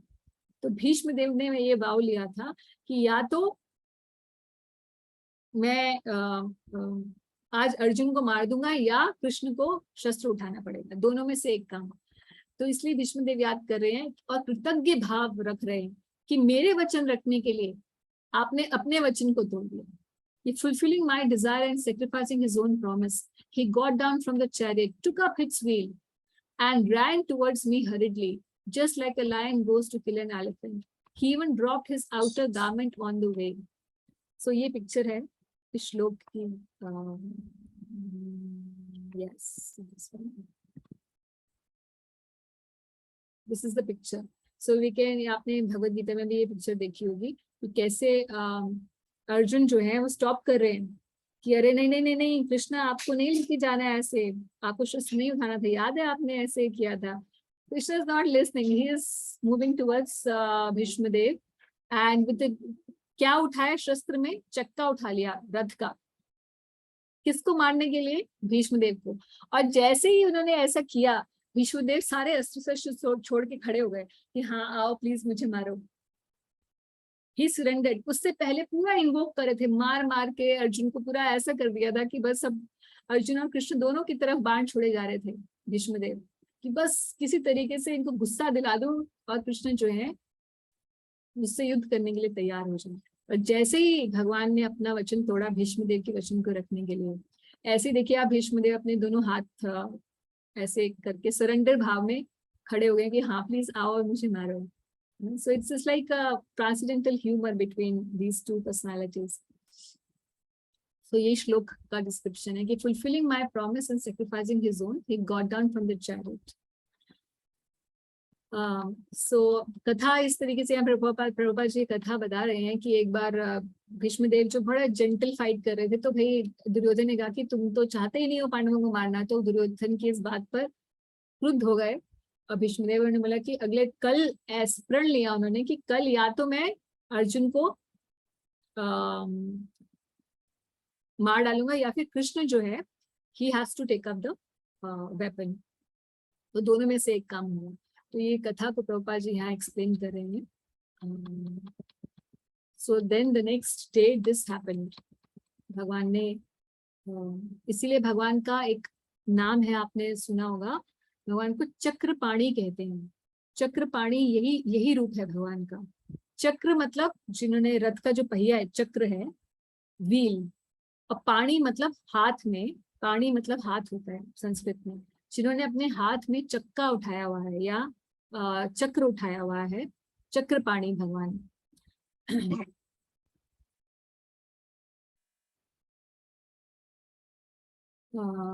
Then what happens? May he, the Supreme Personality of Godhead, who awards salvation, be my ultimate destination. On the battlefield, he charged me as if angry because of the wounds dealt by my sharp arrows. His shield was scattered and his body was made with blood due to the wounds. तो पूरा भगवान के इसके पर पूरा description Prabhupada ji दे रहे हैं कि कैसे भगवान की ये लीला है। भगवान की स्पिरिट और बॉडी में हमारी तरीके से डिफरेंस नहीं होता, हमारी बॉडी अलग है, आत्मा अलग है, हम अलग है और बॉडी अलग है। और बॉडी में कोई तीर मारे तो उसमें से खून निकलेगा, मगर कृष्ण का जो शरीर और उनका शरीर और आत्मा वाला भेद कृष्ण में नहीं होता है। मगर फिर भी कैसे just to bewilder the non devotees एंड अनएथियस्टिक non-devotees and atheistic people, this kind of pastime take place where apparently Krishna's body oozes out blood. So the all spiritual body cannot be wounded. The Bhagwan ki all spiritual body cannot be wounded, and a devotee cannot become an enemy of the Lord. तो ये दोनों चीजें नहीं हो सकती, ना तो भीष्मदेव भगवान के एनिमी है और ना ही भगवान के शरीर से कोई खून बहता है। But all these things are Krishna's pastimes just to bewilder the non-devotees and atheistic people. So there are many things which I wanted to say, but we are running short of time and I want to complete this chapter. Okay. So finally, Bhishmadev passes away. At the moment of death, let my ultimate attraction be Sri Krishna, the personality of Godhead. I concentrate my mind upon the chariot driver of Arjun, who stood up with a whip in his right hand and a bridle rope in his left, who was very careful to give protection to Arjun's chariot by all means. Those who saw him on the battlefield of Kurukshetra attained their original forms after death. So कई बार लोग पूछते हैं ये question है कि कैसे कि ये कृष्ण कितने खराब हैं, ये कैसे भगवान है, इन्होंने इतने लोगों को मरवाया, कितने लोगों को सिर्फ अपने पर्पस के लिए, he was just a politician because God cannot be so merciless. तो भागवत का ये श्लोक उनको दिखाना चाहिए. भीष्मदेव कह रहे हैं कि जो भी लोग मरे कुरुक्षेत्र में, everybody attained their original form at death. This is a joke. People in the 1,000 lifetimes they would not have attained moksha, which they attained simply by looking at Krishna. So yes. Then Bhishmadev remembers gopis and he pays his respects to the gopis because they are the highest devotees of Krishna. Let my mind be fixed upon Krishna, whose motions and smiles of love attract the damsels of Raj, the gopis. The damsels imitated the characteristic movements of the Lord after his disappearance from the Ras dance. तो हालांकि भीष्मदेव नैष्ठिक ब्रह्मचारी हैं, मगर वो गोपियों को अपना क्योंकि गोपियां भगवान की भक्ति में सर्वोपरि हैं, सर्वोपरि काउंट की जाती हैं, इसीलिए भीष्मदेव उनका स्मरण कर रहे हैं, अंत समय में गोपियों का स्मरण कर रहे हैं और भगवान के महान भक्तों का स्मरण करके इस प्रकार से देह त्याग करना चाह रहे हैं और कह रहे हैं कि जब राजसूय यज्ञ हुआ था, जिसमें महाराज युधिष्ठिर ने एक राजसूय यज्ञ किया था, भगवान श्री कृष्ण ने करवाया था, तो 3 राजसूय यज्ञ हुए जब महाभारत का युद्ध खत्म हो गया, मगर उससे पहले भी एक राजसूय यज्ञ किया था महाराज युधिष्ठिर ने, जब इंद्रप्रस्थ की स्थापना की थी, और तब पूरे यूनिवर्स से अलग अलग पर्सनैलिटीज वहां आई, शिव जी, ब्रह्मा जी सभी अपीयर हुए, देवतागण भी आए और वहां पर ये पूछा गया भाई कौन सबसे, इसमें सबसे पहले पूजा किसकी की जाए, तो वहां पर श्री कृष्ण की, सबका एक ही मत था कि श्री कृष्ण की पूजा सबसे पहले की जानी चाहिए. तो इसी बात को याद कर रहे हैं Bhishmadev. At the Rajasuya sacrifice performed by Maharaj Yudhishthir, there was a great assembly of elite men of the world in the royal and learned order. And in that great assembly, Shri Krishna was worshipped by one and all as the most exalted personality. This happened during my presence, and I remember this incident in order to keep my mind upon him. कि वो हमेशा याद रहे कि इन सभी में से किसी और की तरफ मेरा ध्यान ना चला जाए, कहीं मेरी श्रद्धा किसी और देवता या देवगण के प्रति ना चली जाए, मेरी श्रद्धा एक मत श्री कृष्ण में रहे, इस बात को मैं हमेशा याद रखूं. इसीलिए ये अंत समय स्मरण कर रहे हैं इस बात का. और फिर finally now I meditate upon, okay, so we will read the shloka where he passes away now. Yes. So Sutta Goswami says, thus Bhishmadev merged himself into the super soul Lord Shri Krishna, the supreme personality of Godhead, with his mind, speech, sight and action, and thus he became silent and his breathing stopped. तो यहाँ पे merged himself का मतलब ये नहीं है कि उनको सायुज्य मुक्ति मिल गई. merged himself in his mind, मतलब अपना मन जो है एक चित कर दिया भगवान के साथ, अपनी आंखें भगवान ने फिक्स कर ली.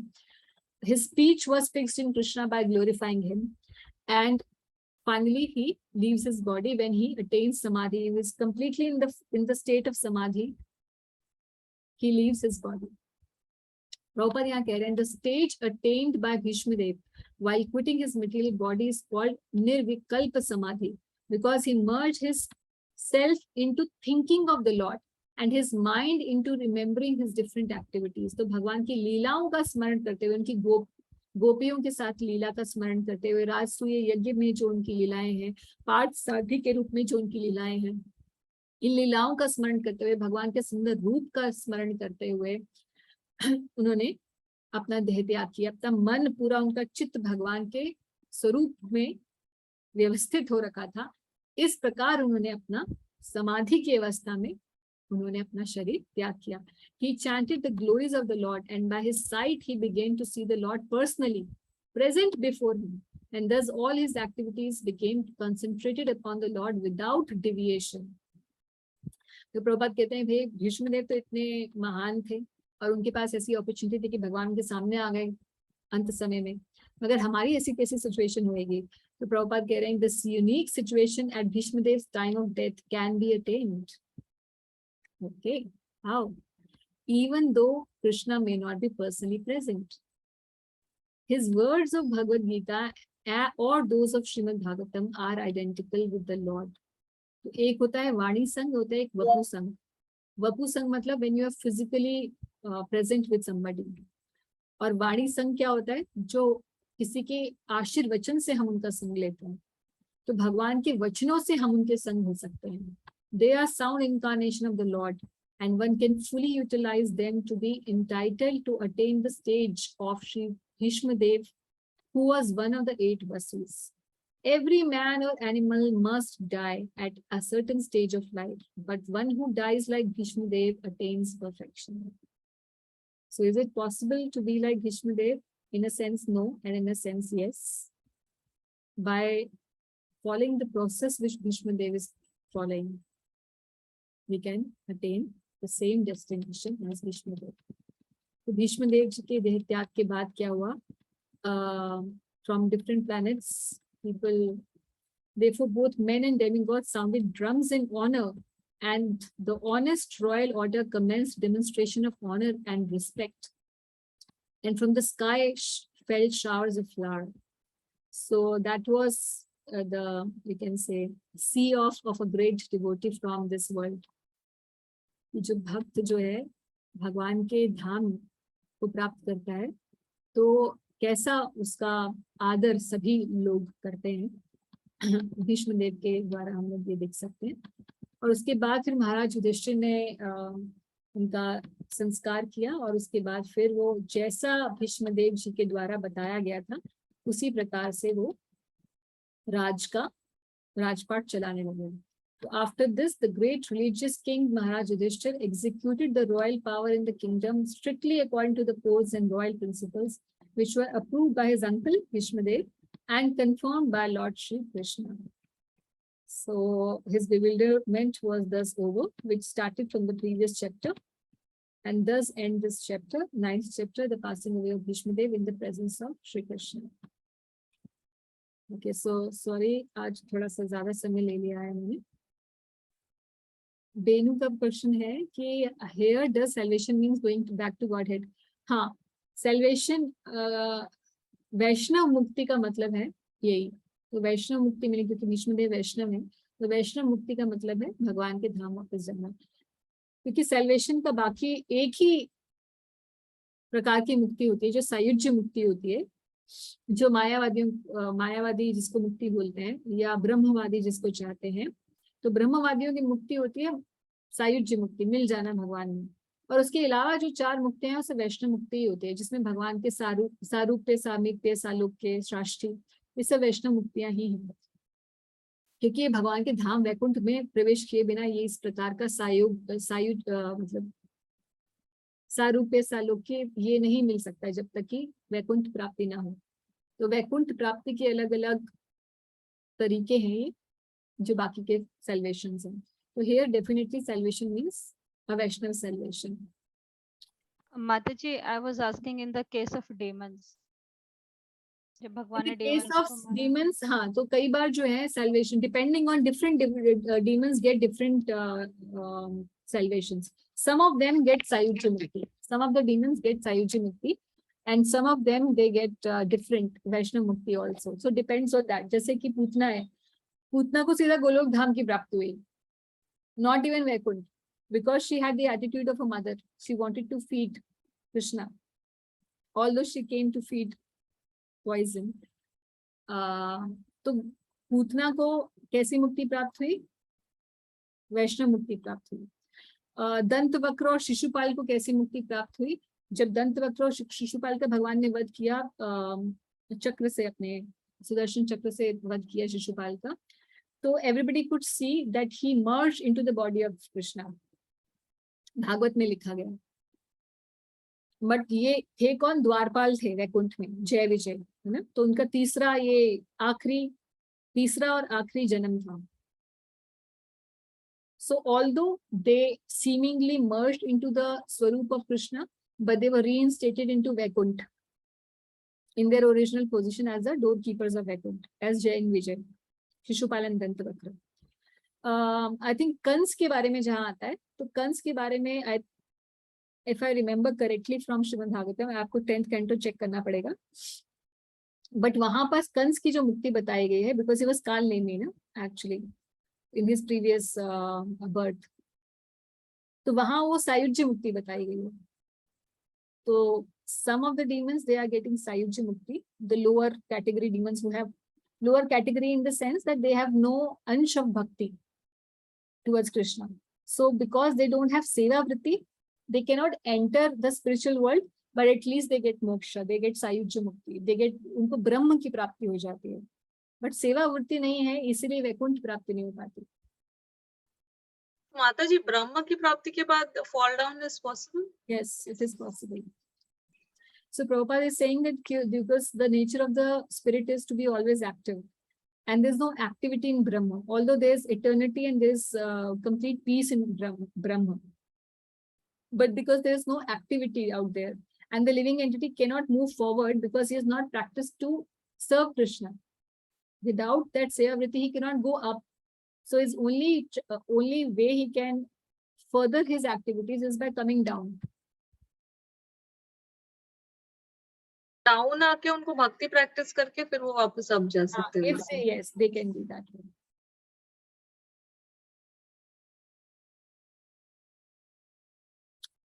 Okay.